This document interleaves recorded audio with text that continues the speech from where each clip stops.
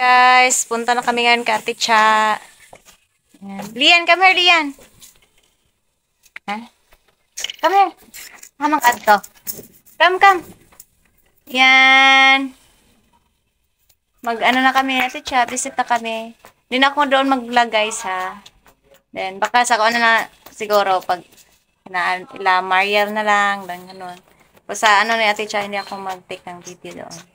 Yeah, bilang respeto din. Then, kung gusto nyo magkuhan, ano naman, updated nandun naman sa MIT Mang. Lagi naman yung ano, nakita nyo na lahat doon. Kaya hindi na ako mag-ano. Hi guys! Hello! Hello! Sis, uwi. Uwi ni Lian. Bagong ligo. Let's go. Magmotor lang kami guys kasi naayos na yung motor. Para. Ala? Itong wipes akong pangayo. Kalimot na lang ko. Hi, mother. Hello. Daraplat. Wala naman. Hindi na, sakay naman.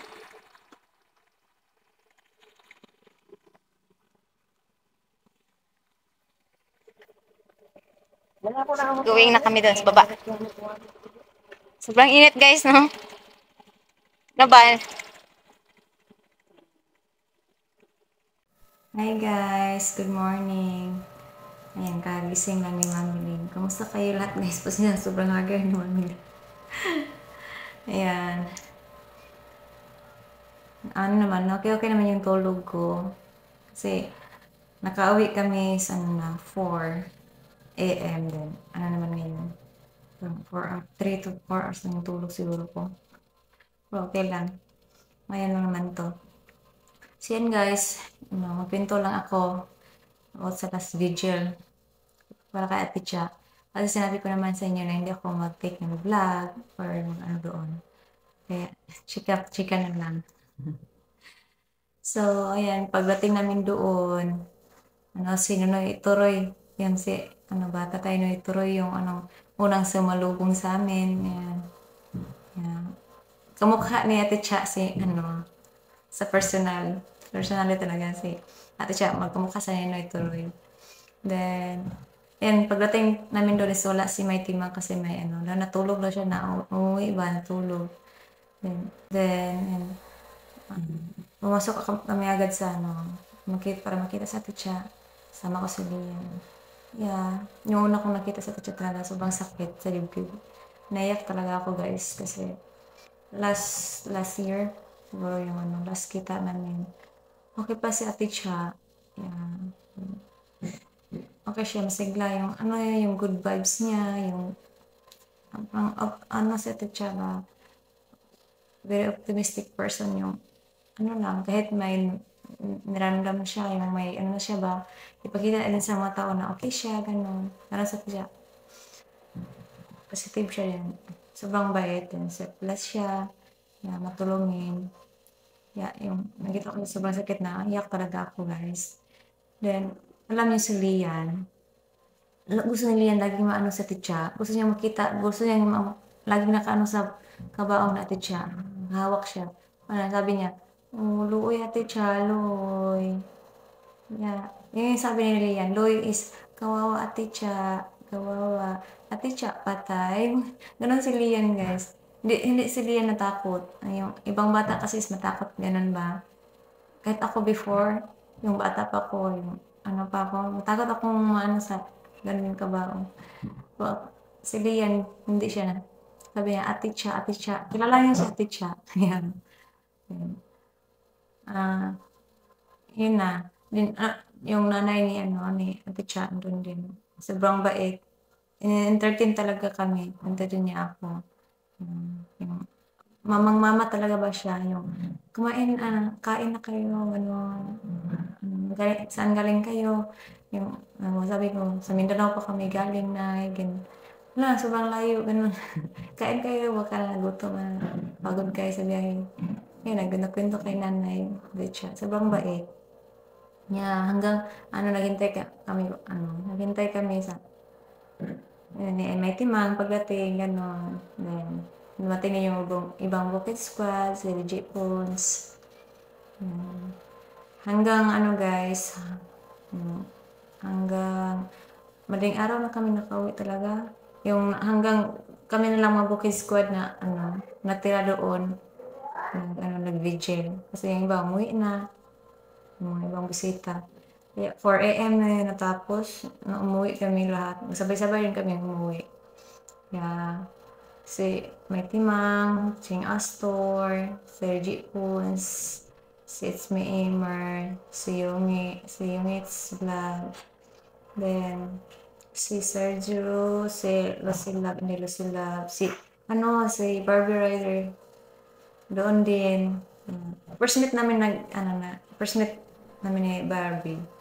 Yun yung ano ko, una kong pagkita sa, ano pala siya, sobrang cute. Yung, ano ba siya, sobrang cute nga Barbie. Yun ko na ano pa siya, kasi sa vlog, sa live makita siya, parang matangkad siya, yung, parang malaking ano ba, malaking tao, pero sobrang cute siya sa personal. Yan, smiling face. Then, si Marvin the Roader, ayan. Then, si Marvin the Roader is, ano, kami yung unang nag-ano yung Marvin the Roader, guys. Nag-visit kami sa kanyang bukid din. After, ipinakilala namin siya kay Ate Cha. Kaya na ano si Marvin the Roader na ano siya sa bukid school. Then, sobrang bait ni Marvin the Roader. Magsipag, mabait na bata yun. Kasi edad na sa ni Brother June. Kaya, sino pa yung hindi ko na ano ba, na-mention. Meron pa yung ibang bukid squad na hindi ko na-mention. Andon. Kaya, ano, Lian, don't go outside, Lian. Come here, Lian. Pasensya niyo yung boses ko, guys, ha, kasi na parang na panuhutan. Na ano ba yung totoo ano ko dito? Sana masakit. Dahil siguro nadamigan. Okay lang. Carry. Kaya pa mamaya sa ano na yati sa living niya. Yeah. So, salamat ako kasi last talaga ako nakapag last vigil para kay Ate Cha. Yeah. Alam niyo si Lian, bilib ako kay Lian, guys. Kasi, ayan, kahit sobrang ingay sa paligid doon, sobrang, ano ba, mainit, gano'n. Ano, ay, mga igang. Yeah. Ano si Lian, tulog na tulog pa rin kahit sobrang ingay na yung paligid. Yeah, wala siyang pakialam sa kanya pa yun. Ano sa kanya, makatulog siya. Siguro dahil sa pagod niya. Sobrang kulit na likot. Yeah. Nakita niyo naman, no? Sa mga live, may timang na Digit Pons. Yeah. Dahil yan, tulog na tulog. Habang ano na, yung mga, kami lang yung natirang mabukid squad, nagkwentuhan, yan, kahit ano, natawanan, ganun ba na ano namin yung mga nakaraan na nangyari, na muni-muni. Yeah. Si Lian doon nasa car, sila ng mga matulog. Yeah. Najing Astor. Masaya hindi man kumpleto yung bukid squad. Masaya na nagka-tapok, pero sad din kasi sa sa lamay na natin siya. Yeah. Masakit din. Kasi, sana, buhay pa sa teacher, kasama namin last night na, nagtawanan, bintuhan, ganun. Grabe rin yung nakatawa sa teacher. Kaya, yung tawa niya is, yung pagka-happy, good vibes niya, yung tawa niya is parang maka rin sa'yo, kapag stress ka, kapag malungkot ka, makatawa ka din sa kanya. Ganun sa teacher. Like ni Jing Astor, grabe good vibes, tawa lang, ganun. Kasi life is short naman, guys. Yeah. Sana masaya sa teacher ngayon kung saan man siya. Kahit hindi man nakapunta lahat ng bukid squad kasi may mga sariling mga problem, may sariling anong reason nila, ganun. Nakantindi sa teacher. I'm sure masaya siya ngayon kung saan man siya. Then, yeah, nakita ko yung mukha na teacher, guys. Hindi siya, yung iba kasing yung nakahiga na sa lungon o sa kabaong is, yung mukha ba is parang sad, yung hindi masaya, ganun ba? Pero sa teacher, believe me, guys, medyo naka-smile yung mukha. Maliwalas yung mukha na teacher. Kahit yung katawan niya is ano na, parang halos nakita niyo naman sa ano ba, yung buhay pa siya, ano siya, yung pumayat siya dahil sa sakit niya, 'di ba? Then kahit sobrang ano yung chemical na gamot na sa katawan niya, hindi siya nag-iba, guys. Parang na-blooming sa titsa. Yeah, ganun yung mukha niya ngayon. Parang naka-smile, masaya siya. Yeah. Kaya, nakasakit lang nga, ganun, nasa kabaw mo siya makita. Last, yun.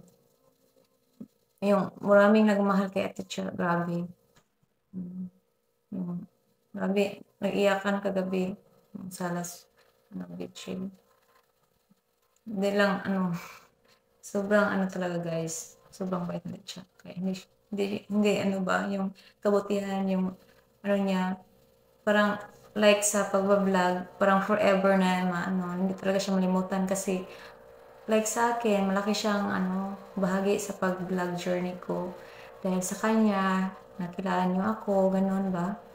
Then, kaya malaki akong utang na loob kay siya, din sa inyong mga subscribers ko, followers ko na andyan lagi, yung simula hanggang ngayon. Pasalamat talaga ako sa inyo lahat, guys. Yang hindi ko malimutan kay Ate Cha, yung pumunta siya dito sa bahay ni Ate Faith.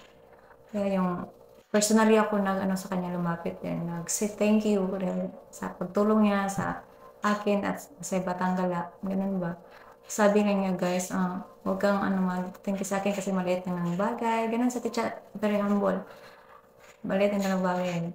Ano daw kami daw nagsarili din kami, magsikap daw kami, ganun. Kahit daw promote daw siya, ganun, kung hindi daw kami yung before ba yung hindi daw kami masipag mag-upload, maggawa ng content, useless lang din daw. Yun ang sabi niya, kaya ano daw kami sa aming sarili, dapat ganun, go on lang daw. Yung kahit mahirapan, kahit parang wala ng pag-asa, hindi daw susuko. Ganun sa siya, siya, mag-advise siya. Kaya, dapat daw kami maging talaga sa marunong na kami like, kaya kapag tumulong lang siya, andyan siya tumulong na mag-promote. Pero kami sarili namin, gusto niya magpatuloy, mag-strong. Yun yung sabi niya rin. Then sa inyo daw sa mga followers or viewers, daw sa inyo, kasi kahit daw niya, mag-promote siya, kung ayaw daw sa mga followers o subscribers na i-subscribe ng isang tao, wala lang daw. Useless lang daw. So, kaya pasalamat ako sa inyong lahat, guys. Kasi, yan, nag-subscribe kayo sa akin. Nag-follow kayo sa akin. Kahit ngayon medyo busy. Hindi, kasi time of pandemic, yung lahat ng tao ba, sa social media lang kasi naka-lockdown, ganun. Kaya malakas yung YouTube, ganun ba. Kahit ngayon back to normal.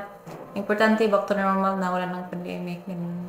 So, kahit okay na, wala nang masyadong manood kasi busy na. Okay lang, importante. Andiyan kayo, hindi kayo, andiyan yung subscribers ko. Kahit paminsan, lang, konti-konti lang dagdag. Meron na yung mga new sa followers, subscribers. Thank you sa inyo lahat. Yeah, salamat sa pag-subscribe. Andyan lagi, before, hanggang ngayon, andyan kayo. Thank you po. Yeah, sa mga atis, titas ko, dahil sa inyo din, dahil kay Ate Cha talaga, meron ako naging kaibigan dito sa YouTube channel, sa YouTube journey ko, naging close ko. Yeah. Meron talaga, guys, mga sponsor ko. Thank you talaga. Yung pagbuntis ko hanggang ngayon, malaki na sila yan. Sa mga atis, titas, may to mention kayo. Alam niyo kung sino kayo, kaya wala akong sa talaga magpasalamat sa inyo. Hindi ko po malimutan yung mga taong tumulong sa akin. Kahit wala lang communication, hindi na nag-uusap.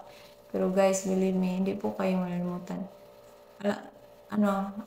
Kahit hindi na tayo nag-usap, ganun. Kahit daming nangyari na, kasama na diyan, ganun. Merong mga pagkaintindihan. Yan. Salamat pa rin ako kay God. Kasi, ayan, malaki na yung anak ko. Malaki na si Rian. Then, kahit mahina yung YouTube channel, patuloy pa rin. Kasi yun ang sinabi natin, ipagpatuloy kung ano yung nasimulan. Yeah, hindi daw magsusuko kasi doon din siya nagsimula. Nagsimula siya sa wala. nagsimula siya sa hirap, kaya yun yung sabi siya, gano'n naman talaga magsimula sa ano, sa ibaba, sa hirap, hanggang maano na makamit na yung goal, yung pangarap sa buhay. Grabe ano si ate siya, maraming na-inspired sa kanya. Dahil sa kanya marami ring nag-vlog. Yeah, sa time of pandemic, daming nag-vlog. Kahit ako, yan. Daming nag-vlog dahil kay ate siya. Dahil maraming na-inspired. Kasi hindi yan sa mayaman ka, maganda ka. Hindi yan sa ano guys, kung mag-ano ka talaga magnaning. Kung may self-confidence ka mag-vlog. Yeah. Yan lang yung puhunan mo. Yun. Hindi pala yun sa yaman, sa ganda, yung mga artista lang pwede mag-vlog. Hindi. Free. Ano lang, ito nga yung phone ko. Pasalamat ako sa phone ko, guys. 2019 to phone. Oppo A7. Ito lang yung gamit ko sa camera. Noon, pagsimula hanggang ngayon, guys. Kahit ano na to, magloko-loko na minsan yung camera ko, yung phone ko. Ito pa yung ano, natural, natural na kuha. Camera. Pasalamat din sa cellphone to. Malaking ano, rin tulong sa akin. Hindi ako nakabilis. Mga ano na, how many years, parang 2020 hanggang ngayon, hindi ako nakabili ng bagong phone. Ito lang yung gamit ko. Kasi yung salary ko naman, igo lang. Yung time na mayroon pa ako salary na malaki-laki, igo lang sa ano, needs namin Lian. Ayun guys, wala, parang matagal din ako ng salary, parang since January hanggang ngayon. Kasi hindi na ako medyo, ano na ba, hindi na ako laging nag-update sa YouTube, hindi na ako laging nag-upload.